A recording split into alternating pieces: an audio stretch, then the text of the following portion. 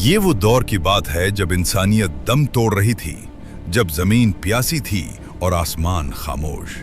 वो दौर जब इंसान अपने ही हाथों से बनाए हुए पत्थरों के आगे सर झुकाता था।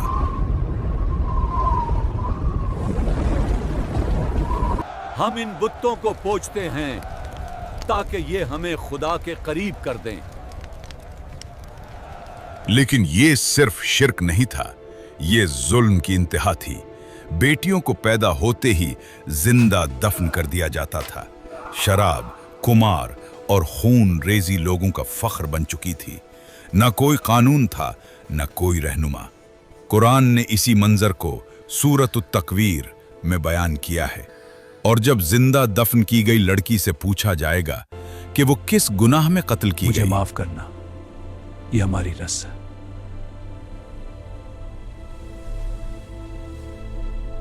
लड़ाई, बदला, खून का बदला, खून। लेकिन ये अंधेरा हमेशा रहने वाला नहीं था। तारीख की मुकद्दस किताबों में एक नूर की खबर सदियों पहले दी जा चुकी थी। हजरत ईसा ने अपनी कौम से फरमाया था कि मेरे बाद एक रसूल आएगा जिसका नाम अहमद होगा। सिर्फ इंजील ही नहीं बल्कि पुरानी किताबों में जिक्र मिलता है कि वो फारान मक्के के पहाड़ों से चमकेगा। यहां तक कि हिंदू वेदों में एक नराशंस का जिक्र है, जिसका मतलब है ऐसा इंसान जिसकी तारीफ की जाए, यानी मोहम्मद सल्लल्लाहु अलैहि वसल्लम। महात्मा गांधी ने कहा था, मैंने उस शख्स की जिंदगी को पढ़ा जो आज करोड़ों दिलों पर हुकूमत करता है। मैंने पाया कि ये तलवार नहीं थी जिसने इस्लाम के लिए जगह बनाई, बल्कि वो नबी की सादगी और उनकी बेमिसाल सच्चाई थी। अल्लाहु अकबर, अल्लाहु अकबर, अशहदु अन ला इलाहा। मक्का की इस सरजमीन पर बनु हाशिम के मुअज़्ज़ज़ घराने में एक ऐसी सुबह हुई जिसने क़यामत तक के अंधेरे मिटा दिए। 12 रबीउल अव्वल का दिन हजरत अब्दुल्ला के घर एक यतीम बच्चा पैदा हुआ, जिसके सर पर बाप का साया नहीं था, लेकिन रब ने उसे पूरी कायनात का साया बनाना था।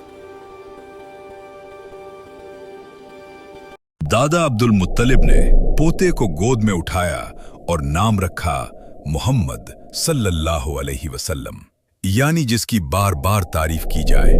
सही मुस्लिम हदीस नंबर 197 में आता है कि आप सल्लल्लाहु अलैहि वसल्लम ने फरमाया, मैं अल्लाह का बंदा हूं। और उस वक्त भी खातमुन नबीयीन था जब आदम अलैहिस्सलाम अभी मिट्टी और पानी के दरमियान थे।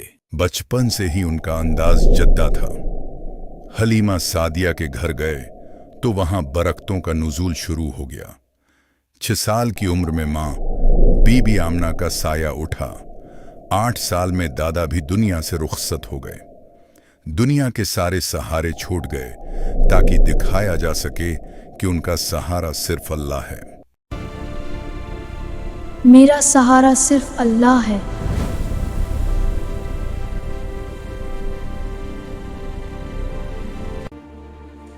जवानी आई तो मुक्का के लोग उन्हें आलामीन और अल-सादिक कहने लगे।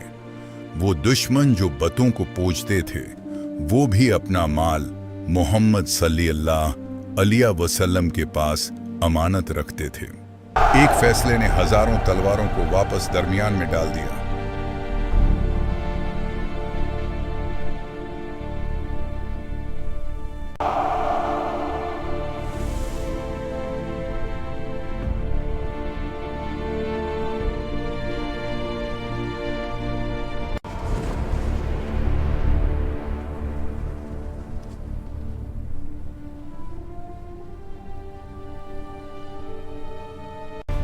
ये इज्जत सिर्फ हमारी है, हम ही उठाएंगे। आज तुम वन जाग तो ऐसा वो जब मैं ध्यान दे को सबके देखो हाथ तो यार रहेंगे। सब मिलकर उसे उठाओ।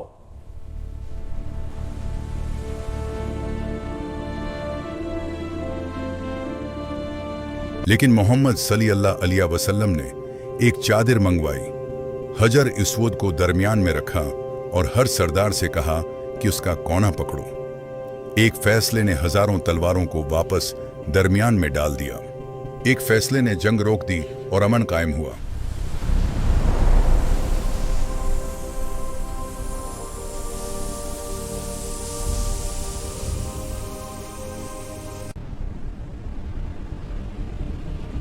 उम्र 40 साल हुई गारे हिरा की तन्हाई, और फिर वो लम्हा आया जब जिब्रील अलैहिस्सलाम ने पहली बार सदा दी, इक़रा। यहां से शुरू हुआ वो सफर जिसने दुनिया का नक्शा बदल दिया। अबू बकर सिद्दीक रजी अल्लाह अन्हु ने बगैर दलील मांगे दोस्ती का हक अदा किया। अली रजी अल्लाह अन्हु ने बचपन में ही हक का साथ दिया। हम आप पर ईमान लाते हैं तब।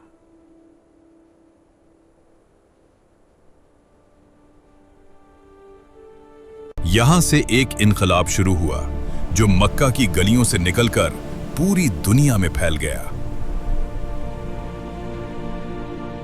ये तो सिर्फ इब्तिदा थी, एक यतीम बच्चे से लेकर रहमतुन लिल आलमीन बनने तक का सफर। वो दुश्मन जो जान लेने आए थे वो उनके कदमों में दिल बिछाने लगे, क्योंकि ये पैगाम तलवार का नहीं, ये पैगाम मोहब्बत और हक का था। अगर आप इस अजीम सीरत के अगले हिस्से देखना चाहते हैं कि कैसे इस्लाम मक्का की गलियों से निकलकर पूरी दुनिया में फैल गया, तो कमेंट में सुभान अल्लाह लिखें और चैनल को सब्सक्राइब करें।